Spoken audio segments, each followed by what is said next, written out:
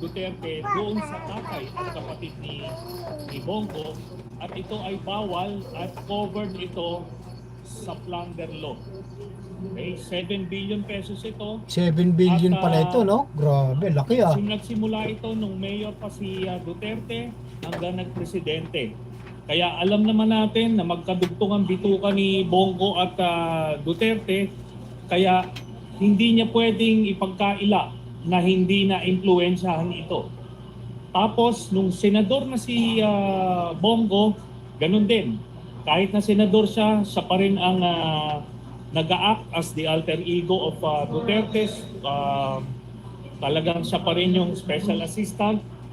Kaya ito ay maliwanag na violation sa ating batas at kaya natin siya nakasuha. Ebidensya na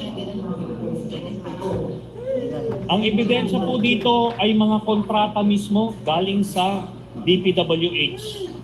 Ito po ay nakuha ko nung ako po ay senador pa, tapos dinagdagan namin nung iba pang mga dokumento nung natapos na ako sa pagka-senador. Bawal po ito, di ba? Hindi mo pwedeng bigyan ng kontrata yung tatay at kapatid mo. Ang nakalagay sa ating batas, up to 4th degree of consanguinity and affinity. Pero ito, first degree ito, tatay ito at kapatid. At hindi niya pwedeng sabihin na hindi niya mapipiling kamag-anak niya. Kasi hindi ito basta-basta kamag-anak. Kapatid at tatay ito. Tapos, halos 200 contracts ito. Sa City Hall ng Davao hanggang sa nung sila ay presidente na. Ayun. So bukod pa ron, itong CLTG at saka Alfredo Builders na construction companies ng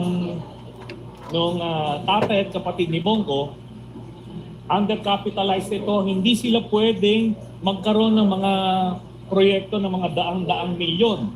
So ang ginawa nila, nagsisircumvent sila ng ating batas by having joint ventures with yung may mga AAA licenses. Okay? So bukod nga sa undercapitalized, sila rin ay may B license lang noong mga panahon na yon, at kaya sila nagjo-joint venture.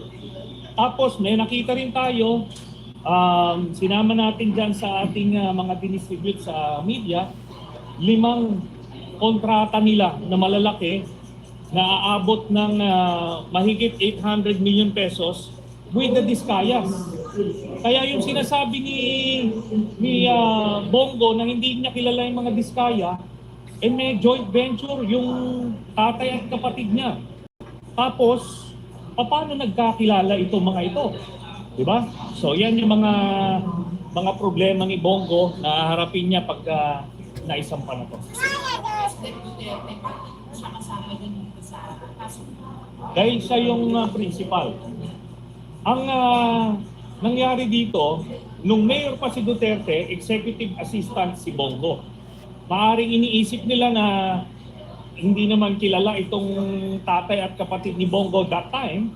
Pero eventually, nung nagpresidente na, nakita natin si Bongo, nakilala natin si Bongo, at halos isang tao sila. So ang pumipirma, ang nag-a-approve ay itong si Duterte, pero nasa likod niya itong si Bongo. So simula pa ng alkalde si Duterte, itong kaso na to hanggang sa Mga kababayan, palike po at pa-share ng live natin. Yes. Simula ito nung 2008 hanggang present. Okay? At ano ito? Hindi ito minsanan lang. Halos 200 contracts ito. Sir, bukod sa mga kontrata, ano pa pong pruweba natin kung na may connivance, collusion, na meron pong pinaburan talaga yung CLTG Builders, Alfredo? Ano pa pong evidence? Alam natin, di ba, special assistant si Bongo ni Duterte. Tatay niya nakakuha at kapatid niya nakakuha ng 7 billion na kontrata. Kumbaga, hindi na ito